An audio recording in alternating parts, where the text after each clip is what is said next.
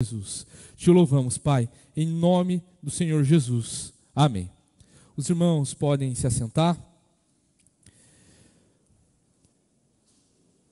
Quero voltar a convidar os irmãos a abrir a palavra de Deus na carta que Paulo escreveu aos Romanos,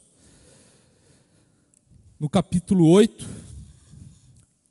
Carta de Paulo aos Romanos, capítulo 8, versículos 31 a 39, é um texto muito conhecido, é um texto que nós sabemos, alguns até sabem, decore salteado, né?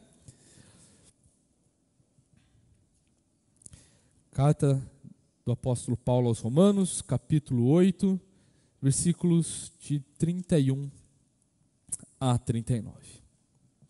Diz assim então a palavra de Deus: que diremos então, à vista dessas coisas? Se Deus é por nós, quem será contra nós? Aquele que não poupou o seu próprio filho, mas por todos nós o entregou, será que não nos dará graciosamente com ele todas as coisas? Quem tentará acusação contra os eleitos de Deus? E é Deus quem os justifica. Quem os condenará? É Cristo Jesus quem morreu, ou melhor, quem ressuscitou, o qual está à direita de Deus e também intercede por nós. Quem nos separará do amor de Cristo? Será a tribulação, ou a angústia, ou a perseguição, ou a fome, ou a nudez, ou o perigo, ou a espada? Como está escrito: por amor de ti somos entregues à morte continuamente. Fomos considerados como ovelhas para o matadouro. Em todas essas coisas, porém, somos mais que vencedores, por meio daquele que nos amou. Porque eu estou bem certo de que nem a morte, nem a vida, nem os anjos, nem os principados, nem as coisas do presente, nem do porvir, nem os poderes, nem a altura, nem a profundidade, nem qualquer outra criatura poderá nos separar do amor de Deus, que está em Cristo Jesus, nosso Senhor. Vamos orar mais uma vez? Bondoso Deus, obrigado, Deus, pela Tua palavra revelada. Que a Sua palavra fale no nosso coração essa manhã, que não saiamos daqui da mesma forma como entramos, mas que saiamos daqui, Pai, consolados, animados, encorajados a viver uma vida de santidade, uma vida contínua, Pai, de obediência ao Senhor. Te louvamos, Deus, porque essa palavra, Pai, que comunica o Seu grande amor, é acessível a nós, Pai, do mais simples homem até o mais erudito. Obrigado, Deus, porque o Senhor nos ama. Obrigado, Deus, porque esse amor transborda através das nossas vidas. Te louvamos, em nome do Senhor Jesus. Amém. Esse texto, queridos, é um texto muito conhecido, como eu falei aqui agora há pouco, é um texto que nós falamos sobre o grande amor de Deus sobre as nossas vidas. E que privilégio é ser alvo do amor de Deus. No entanto, nós esquecemos muitas vezes desse amor. Nós tendemos a viver uma vida como se esse amor de Deus ele fosse apenas nos momentos bons, ou até mesmo nos momentos em que nos é conveniente. Esse amor de Deus muitas vezes é esquecido e nós só lembramos quando viemos ao culto pela manhã ou à noite, ou quando em alguma outra situação na vida da igreja. Mas nós precisamos lembrar que é o amor de Deus que nos sustenta. Eu não sei como que você veio aqui essa manhã, eu não sei como que está o seu coração, mas eu posso dizer uma verdade que não é baseada em mim, é baseada no que a palavra de Deus fala. O amor de Deus sustenta os filhos de Deus. O texto que Paulo está escrevendo aqui aos Romanos, desde o início até o capítulo 7, ele está falando muito sobre o que é o ser humano, o que é o homem. Tema que a gente está abordando dentro da nossa escola bíblica, e é muito falado sobre o pecado. E muito é falado até o capítulo 7 sobre o mal que o homem pode fazer, que ele faz, e que o bem que ele não consegue praticar. Ao longo do capítulo 8 a gente vai ver sobre a perseverança, sobre como Deus ele cuida dos seus filhos através da intercessão do Espírito Santo e diante dos sofrimentos que todos nós, diante de uma situação de queda, diante de um mundo caído, estamos sujeitos, todo ser humano está sujeito. E o apóstolo Paulo, ao concluir o capítulo 8, ele começa dizendo assim: que diremos, pois, à vista dessas coisas? Das coisas ruins que estão acontecendo, das coisas ruins que vão ainda acontecer até a volta de Cristo. O Império Romano era um império que dominava naquela época. Era um império que era um governo, melhor dizendo, que se opôs diretamente contra o povo de Deus, contra os cristãos, justamente porque existia ali uma confissão sobre um rei eterno, um rei que morreu, que ressuscitou, e que demonstrava grande poder, e que demonstrava uma oposição direta e intensa contra a divindade que era o César, o imperador do Império Romano, que era, até mesmo em alguns determinados pontos da história, existiam leis para que esse imperador fosse adorado. E existia uma igreja em Roma, que era o coração do Império Romano. E Paulo não conhecia essas pessoas. Não foi ele que implantou a igreja de Roma. E por isso que ele se vê na obrigação de fazer toda uma sistematização da doutrina, de falar quem é o ser humano, do que aconteceu com o ser humano, sobre queda, falando sobre a reconciliação ali a partir do capítulo 3, do versículo 21. E nós podemos ver que esse amor de Deus, ele se manifestou ao longo de toda a história, Deus se fez conhecido ao longo de toda a história, e que o mal também existe por causa do pecado que o ser humano comete e que herdou de Adão. Mas mesmo diante disso, o amor de Deus, o apóstolo Paulo enfatiza isso, que se Deus é por nós, quem então será contra nós? E muitas vezes nós esquecemos essa verdade. Muitas vezes nós queremos viver como nós mesmos. Nós esquecemos que existe um Deus que é por nós. Nós lembramos muitas vezes pela tradição de virmos à igreja desde crianças, ou por algum momento que nós apenas passamos a acreditar que existe um Deus, mas não vivemos uma vida de comunhão com esse Deus. Muitas vezes quem é contra nós somos nós mesmos, porque esquecemos desse grande amor de Deus que nos sustenta. Lembram de Jó? Quando Jó estava passando todas aquelas situações terríveis em sua vida, a sua esposa volta para Jó e fala assim: amaldiçoa esse Deus e morra. E Jó chama ela de maluca, de doida, porque Deus também pode dar um mal. E nesse mal também se manifesta o poder de Deus, por mais que nós não entendamos. E quem disse que nós precisamos entender o que acontece de mal em nossas vidas e ignorar que é o amor de Deus que nos sustenta?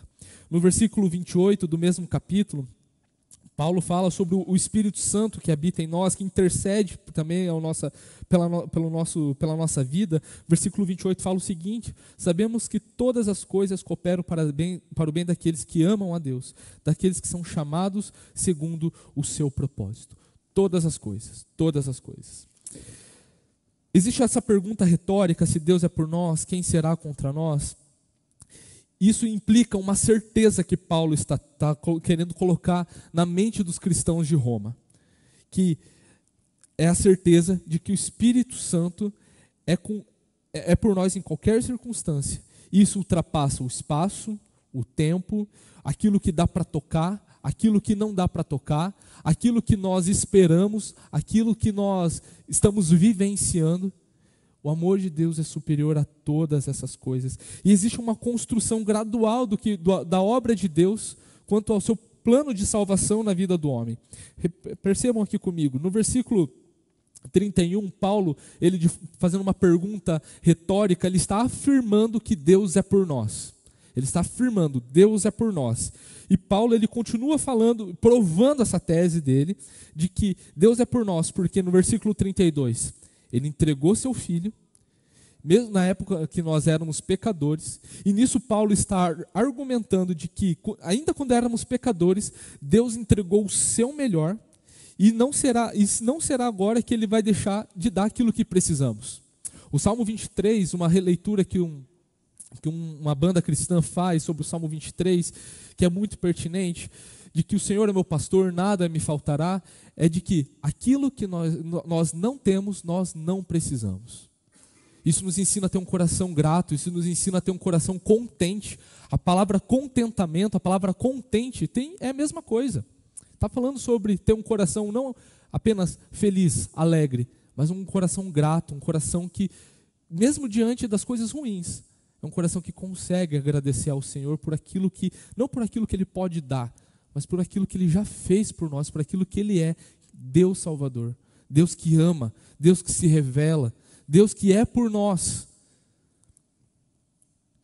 No versículo 32, ele vai falando sobre o que essa entrega que Deus Pai fez, dando o seu Filho por nós, que ainda éramos pecadores.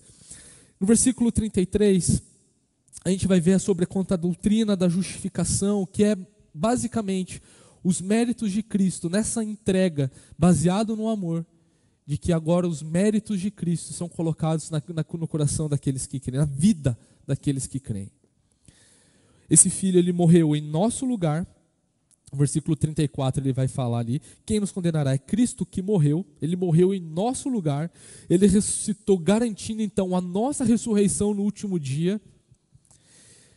Ele também está assentado à direita do Pai, ou seja, ele detém toda a autoridade. Jesus mesmo, ele fala, antes da grande comissão, toda a autoridade me foi dada, e mesmo estando à direita do Pai, ele não está indiferente quanto à realidade humana. Ele intercede, ou seja, ele nos representa diante de Deus. Jesus Cristo está nos representando diante de Deus. É Ele quem corrige a nossa oração quando nós não sabemos orar. A gente vê que é o Espírito Santo, no capítulo 8, que faz isso por nós, que fala por nós, através de gemidos inexprimíveis. E muitas vezes nós ignoramos essa bondade de Deus, de como Deus ele se manifestou no seu incrível, no seu amor eterno, no seu amor que deve nos constranger todos os dias. E no versículo 35 em diante, a gente vê coisas más que acontecem no mundo. Quem nos separará do amor de Cristo? Desse amor de entrega, de representação, de garantia, de segurança. Quem nos separará disso tudo? Será a tribulação? Será a angústia? Será a perseguição? Será a necessidade, com a fome, com a nudez? Será o perigo no lugar onde nós estamos? Será o risco de morte, que é a espada? Isso tudo nos separará do amor de Deus? Não. A palavra de Deus não fala isso, não fala que essas coisas vão nos separar. E é interessante como o apóstolo Paulo, ele pega o texto do Salmo 44, versículo 22, e cita aqui aos romanos: por amor de ti somos entregues à morte continuamente, ou todos os dias, como diz outras versões. Somos considerados como ovelhas para o matadouro. É interessante que, como a Bíblia, Francis Schaeffer ele disse certa vez isso, que a Bíblia é o livro mais realista que existe. É o documento que nos mostra, que nos testifica de toda a verdade. Isso baseado em Jesus, mas também mostrando a realidade que está à nossa volta, de que as coisas que acontecem à nossa volta, de fato, é um mundo de trevas, e que nosso dever como cristão é ser luz nesse mundo de trevas, nos lembrando continuamente, porque nós somos entregues à morte continuamente, e a nossa vida ela precisa demonstrar de forma contínua esse grande amor, essa grande salvação que um dia nos alcançou. O mundo é mau, a palavra de Deus nos fala isso. O mundo é terrível, a palavra de Deus nos fala sobre isso. Mas existe um Deus que é bom, um Jesus que é bom, e a palavra de Deus fala sobre isso. Ele é a esperança para esse mundo. Na continuidade, no versículo 37, o apóstolo Paulo ele continua a afirmar que em todas essas coisas, ou seja, tribulação, angústia, perseguição, fome, nudez, perigo, espada, todas essas coisas, porém, somos mais que vencedores, por meio daquele que nos amou. É interessante o que continua depois da vírgula. Nós não somos mais que vencedores por nossos próprios méritos, mas somos mais que vencedores por meio daquele que nos amou. Daqueles que nos justifica, que é Jesus Cristo, que nos coloca os seus próprios méritos e nos faz chegar diante de Deus confiadamente. E é interessante, muito interessante a construção que o apóstolo Paulo ele coloca aqui. Mais que vencedores, no grego, ele deixa isso de uma forma muito clara, acho que até no grego fica muito claro. Ele está dizendo que somos hipervencedores. Essa é a palavra que Paulo usa no grego, hipervencedores. É muito mais poderoso enxergar dessa forma, de que não é por mérito nenhum nosso. Eu tenho certeza que se você olhar no fundo do seu coração, se você baixar a sua guarda, ignorar o seu egoísmo, o seu egocentrismo, você vai poder dizer sim, eu não consigo. Vai ser o seu egoísmo que vai dizer não acredite nisso. Você consegue, você pode, você é vencedor por si só. Não é isso que a mentalidade desse século tem a nos dizer? Que você pode fazer todas as coisas. Não é isso que muitas teologias têm dito por aí, colocando o homem como centro das coisas, e isso tem sido enraizado na nossa mentalidade, que às vezes a gente nem percebe, de que nós somos mais que vencedores, de que tudo que nós colocarmos a planta do nosso pé, tomaremos isso como herança, distorcendo versículos bíblicos, que fala de uma vitória que não nos pertence, mas que nos é imputada, que nos é dada, por pura graça, por aquilo que Jesus fez, porque nós somos mais que vencedores, não sozinhos, mas por meio daquele que nos amou, por meio de Jesus que nos amou. E o versículo 38, ele é uma resposta ao versículo 35. Diante dessas coisas ruins que acontecem, que existem no mundo. Paulo, ele diz o seguinte: porque eu estou bem certo de que nem a morte, nem a vida, nem os anjos, nem os principados, nem as coisas do presente, nem do porvir, nem os poderes, nem a altura, nem a profundidade, nem qualquer outra criatura poderá nos separar do amor de Deus, que está em Cristo Jesus, nosso Senhor.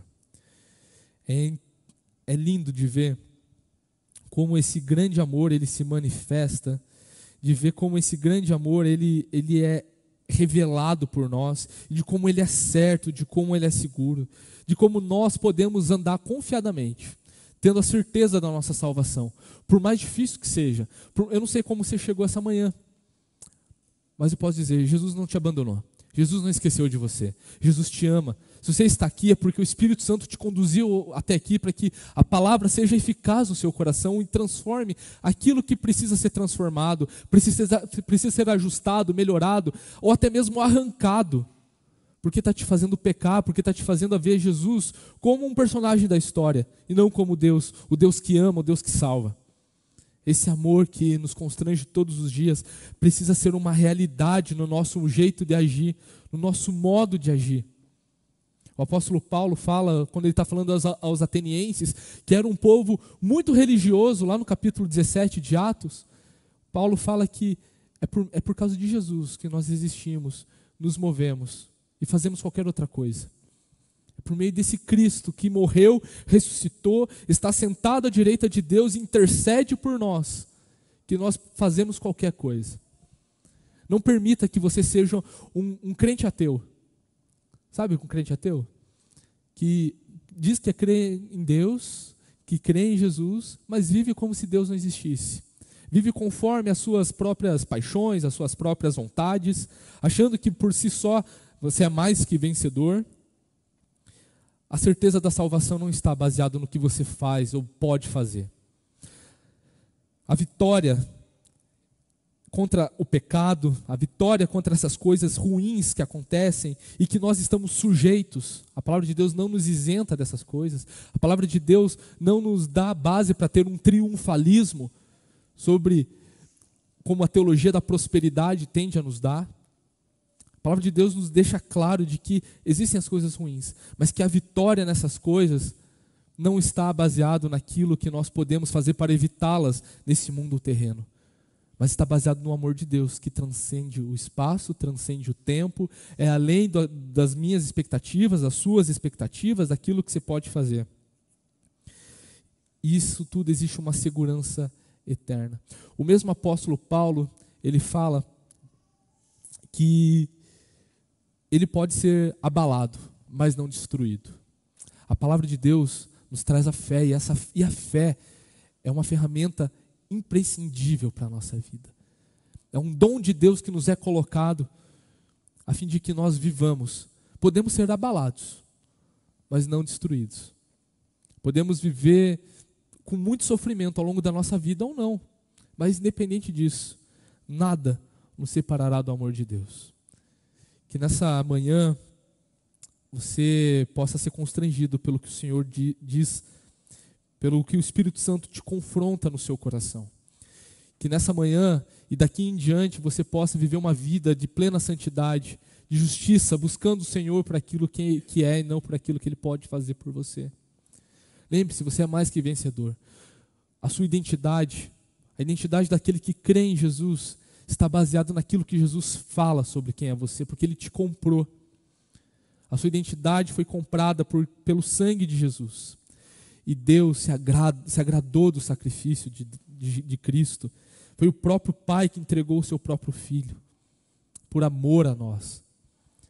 E isso é graça, isso é amor, isso é misericórdia, isso é o que há de mais importante. Viva como um peregrino aqui. Viva como alguém que construi tendas, porque a nossa morada, a nossa segurança está na volta de Cristo, na renovação de todas as coisas. A viagem ela pode ser conturbada e será conturbada, mas a certeza da chegada é certa. Existe uma segurança, e essa segurança é baseada no amor de Deus. Amém? Gostaria de convidar os irmãos a mais um momento de oração, e depois em seguida nós faremos a separação das salas. Vamos orar. Querido Deus, que maravilha, Pai, é ser alvo do seu amor. Como é bom, Pai, ser constrangido pelo seu amor, pela sua graça, por aquilo que o Senhor é. Obrigado, Deus, porque em tudo, Pai, o Senhor demonstra graça. Em tudo, Pai, o Senhor tem mostrado a sua bondade e a sua misericórdia. Mas nós somos tão pecadores que nós muitas vezes não enxergamos e outras vezes nós preferimos não enxergar, ignorar. Obrigado, Deus, porque o Senhor nos constrange a viver uma vida, Pai, de alegria com o Senhor, uma vida de contentamento, uma vida que pode vir qualquer circunstância. E nós estaremos seguros, nós estaremos bem, porque sabemos que o Senhor é por nós. E nada não vai nos abalar, Pai, a ponto de fazer com que nós sejamos destruídos, a ponto de fazer com que nós esqueçamos de quem é o nosso Senhor, de quem é o nosso Salvador. Nos ajude a lembrar, Deus, de que nós não precisamos apenas de um Salvador, mas precisamos também de um Senhor, que devemos obedecer, devemos amar, devemos viver uma vida, Pai, de forma coerente, coesa. Nos ajude, Pai, a viver, Pai, em qualquer circunstância, dependentes desse amor. Que nós não busquemos o Senhor como última opção, depois de ter tentado fazer todas as coisas e, por fim, numa medida desesperada, buscar o Senhor. Mas que o Senhor seja sempre o primeiro vislumbre, Pai, de qualquer necessidade nossa. Que o Senhor seja o primeiro vislumbre, Pai, de qualquer motivo de gratidão. Que o Senhor seja o centro sempre. Que o Senhor cresça e que nós diminuamos. Te louvamos, Deus, por tudo que o Senhor é. Em nome do Senhor Jesus.